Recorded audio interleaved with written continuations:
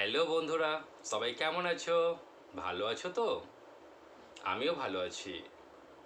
তাহলে বন্ধুরা, আজকের আমি আবারও চলে এসেছি তোমাদের কাছে আরও একটি পেপারের নতুন প্রশ্নের উত্তর নিয়ে।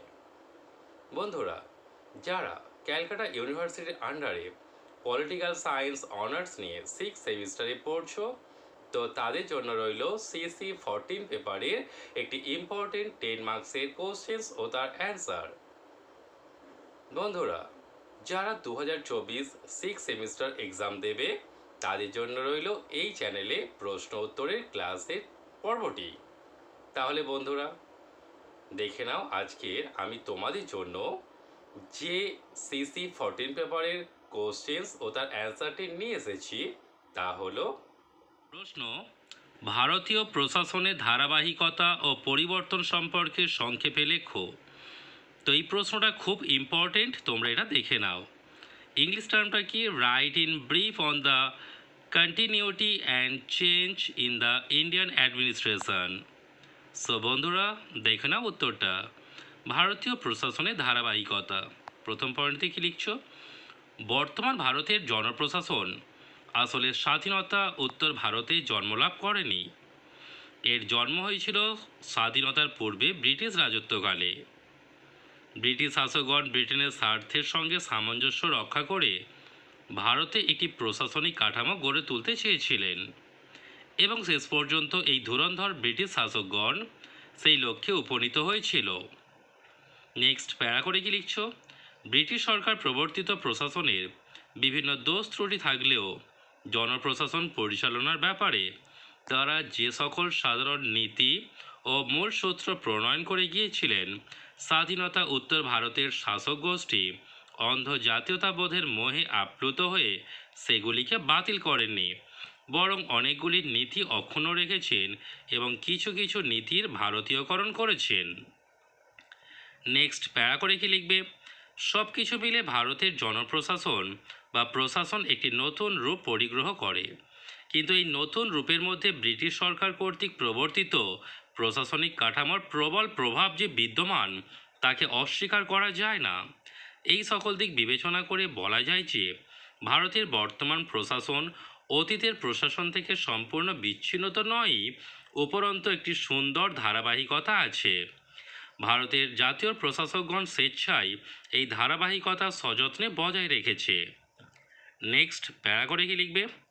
এখানে ধারাবাহিক কথাটিকে আক্ষরিক অর্থে ব্যবহার করলে বিভ্রান্তি দেখা দিতে পারে, কারণ ব্রিটিশ শাসকগণ এদেশে শাসন করার জন্য যে প্রশাসনিক কাঠামো গড়ে তুলেছিল তার হুবহু প্রয়োগ স্বাধীনতা উত্তর ভারতের শাসক গোষ্ঠী করেনি। বিশেষ বিশেষ ক্ষেত্রে ব্রিটিশ শাসক গোষ্ঠী প্রবর্তিত প্রশাসনিক কাঠামো অনুসৃত হলেও ভারতের অর্থনৈতিক, সামাজিক ও রাজনৈতিক অবস্থার প্রেক্ষিতে কিছু কিছু রদবদল ঘটানো হয়েছে। এখন প্রশ্ন হতে পারে যে তাহলে ধারাবাহিক শব্দটির প্রয়োগ কি যুক্তিসম্মত? এই পরিপ্রেক্ষিতে বলতেই হয় যে অবশ্যই যুক্তিসম্মত, কারণ জনপ্রশাসনের কতগুলি মূলনীতি যা ব্রিটিশরা তৈরি করেছিল তা আজও অক্ষুণ্ণ। তবে এই মূলনীতিগুলি ব্রিটিশ উপনিবেশের সর্বত্রই পরিলক্ষিত হয়। পয়েন্ট: ভারতীয় প্রশাসনে ধারাবাহিকতার কারণের প্রথমত আমরা কি দেব? ব্রিটিশরা এমন কতগুলি নীতি প্রণয়ন করেছিল যেগুলি যে কোনো দেশের প্রশাসন পরিচালনার পক্ষে বিশেষভাবে প্রয়োজনীয় ছিল। এরূপ একটি নীতি হল আইন শৃঙ্খলার যথাযথ রক্ষা, যা সমাজে সুশাসন নিয়ে আসবে। ভারতীয় প্রশাসকগণ ব্রিটিশদের এই নীতিকে গ্রহণ করেছিল। দ্বিতীয়ত, ব্রিটিশ এদেশ ছেড়ে চলে যাওয়ার পর ভারতীয়রা প্রশাসনে নিজেদের নিয়োগ করে এবং ব্রিটিশ সরকার কর্তৃক চালু করা প্রশাসনিক নিয়মাবলী প্রয়োগ করে। এদের মধ্যে অন্যতম ছিল আইন শৃঙ্খলা রক্ষা করার জন্য ব্রিটিশ সরকার কর্তৃক প্রবর্তিত নিয়মকানুনগুলি। এগুলি স্বাধীনোত্তর ভারত সরকার উৎসাহ সহকারে গ্রহণ করে। তৃতীয়ত, স্বাধীনতা লাভের অব্যবহিত পরেই ভারতের বিভিন্ন স্থানে ধর্মীয় এবং রাজনৈতিক কারণে ব্যাপক অসন্তোষ ও বিশৃঙ্খলা দেখা দেয়, যেগুলির মোকাবিলার জন্য কঠোর আইন কানুনের প্রয়োজনীয়তা ভারতীয় শাসকগণ অনুভব করে।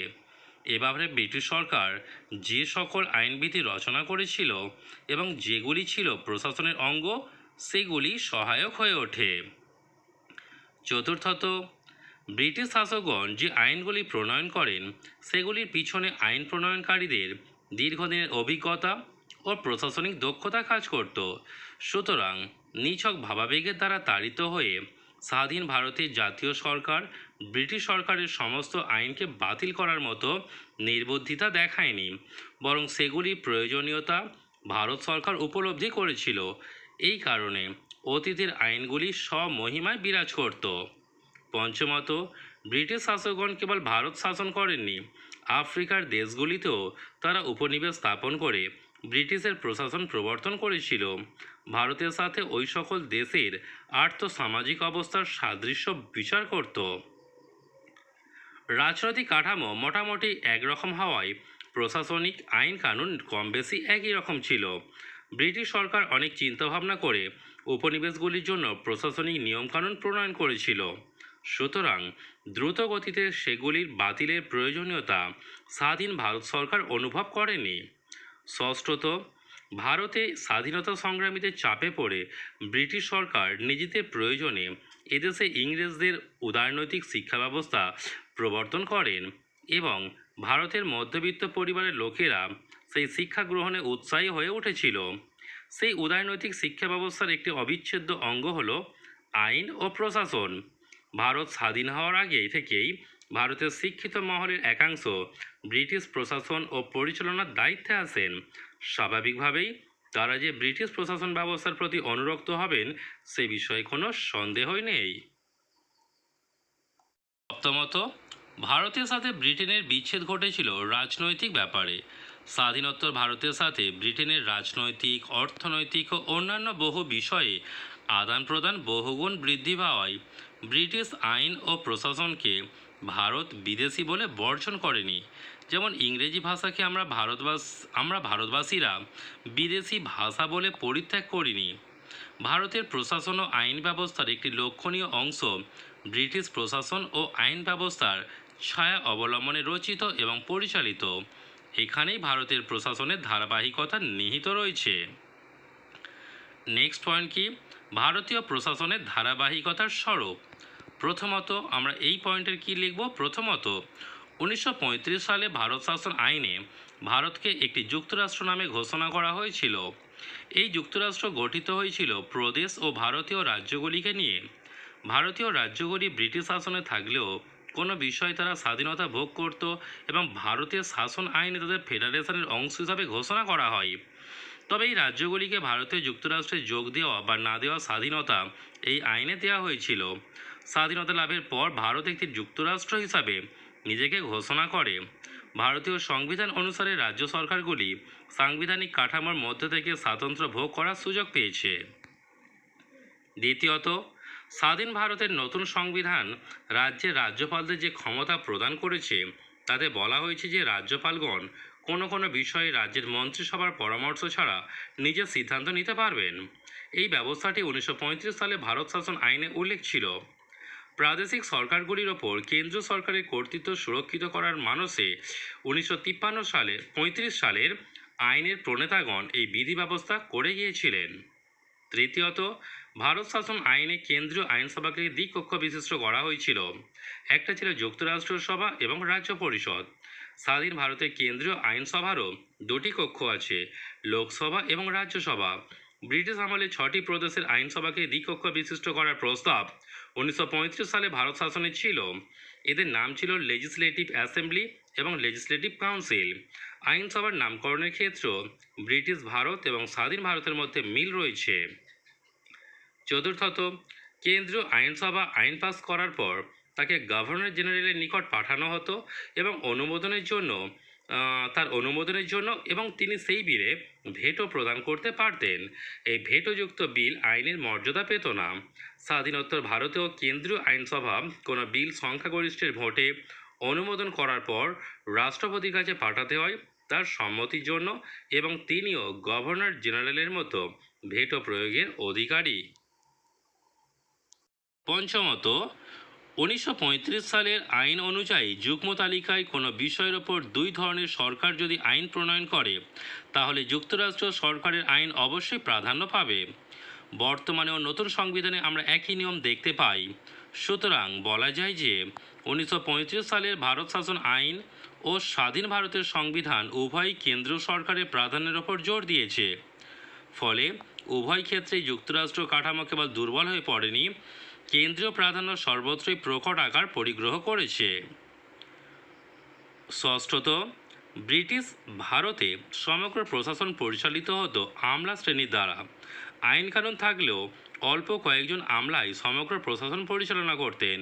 স্বাধীন ভারতে এই ব্যবস্থার কোনো পরিবর্তন হয়নি। জনপ্রতিনিধি থাকলেও প্রশাসনে আমলারাই সর্বেসর্বা ভূমিকা পালন করে। সপ্তমত, রাজ্য বা প্রদেশ এবং কেন্দ্রের মধ্যে ক্ষমতা বন্টনের ব্যবস্থা 1935 সালের ভারত শাসন আইনে করা হয়েছিল, যার প্রতিফলন আমরা স্বাধীন ভারতের সংবিধানেও লক্ষ্য করি। ওই আইনে কেন্দ্রীয় সরকার এবং প্রাদেশিক সরকারগুলির মধ্যে আইন বিষয়ক ক্ষমতা বন্টনের এক বিস্তারিত তালিকা পাই। লাস্ট পয়েন্ট আমরা কি একটা দিতে পারি? ভারতীয় প্রশাসনের পরিবর্তন। কি লিখব? ভারতীয় প্রশাসনের ধারাবাহিকতা পরিলক্ষিত হলেও স্বাধীনোত্তর ভারতের প্রশাসন ব্যবস্থায় বহু পরিবর্তন ঘটেছে। এই সমস্ত পরিবর্তনগুলি ছিল অনিবার্য, কারণ ব্রিটিশরা এদেশে যে শাসন ব্যবস্থার প্রবর্তন ঘটিয়েছিল তার মুখ্য উদ্দেশ্য ছিল উপনিবেশবাদকে পাকাপোক্ত ভিত্তির ওপর প্রতিষ্ঠিত করে ব্রিটিশ স্বার্থকে সুরক্ষিত করা। এই লক্ষ্যকে সামনে রেখে যখন যেটুকুর পরিবর্তন ঘটানোর অথবা নতুন কোনো নীতির পরিবর্তনের প্রয়োজন সেটুকুই তারা করেছে। ভারতের শাসন ব্যবস্থাকে মুঠোর মধ্যে আনার জন্য যেটুকুর পরিবর্তন আনা জরুরি বলতে তারা মনে করত, কেবল সেটুকুই তারা করেছিল। প্যারা করে কি লিখব? লন্ডনের ব্রিটিশ সরকার ব্রিটেনে শাসন করার জন্য অনেক প্রশাসনিক নীতি উদ্ভাবন করেছিল এবং যেগুলির মধ্যে এগুলি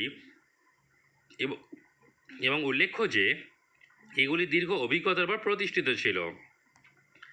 ভারতের প্রশাসন চালানোর জন্য তারা তাদের নিজেদের দেশের প্রশাসনিক ব্যবস্থার কিছু কিছু নীতি ও মূল সূত্র এদেশে প্রয়োগ করেছিল, আর এই কাজটি সম্পাদন করতে তাদের সময় লেগেছিল দীর্ঘ। বলা বাহুল্য যে ভারতের জন্য একটি উন্নয়নমুখী ও জনকল্যাণমুখী প্রশাসন ব্যবস্থা গড়ে তোলা ব্রিটিশ সরকারের উদ্দেশ্য ছিল না। ফলে স্বাধীনতা উত্তর ভারতের শাসক গোষ্ঠীর প্রশাসনের ক্ষেত্রে পরিবর্তন আনার উদ্যোগ গ্রহণ করে। তো বন্ধুরা দেখো, আর একটা লাস্ট একটা পয়েন্ট দিয়েছি এরা কি না, ভারতীয় প্রশাসনের পরিবর্তনের স্বরূপ। ভারতীয় রাজনীতির বিশিষ্ট ব্যাখ্যাকার পল ব্রাস বলেছেন যে ভারতে ব্রিটিশ প্রশাসনের সূত্রপাত ঘটে 1861 সালে এবং ধাপে ধাপে তা বিকশিত হতে হতে একটি পরিণত বা চূড়ান্ত রূপ পরিগ্রহ করে 1935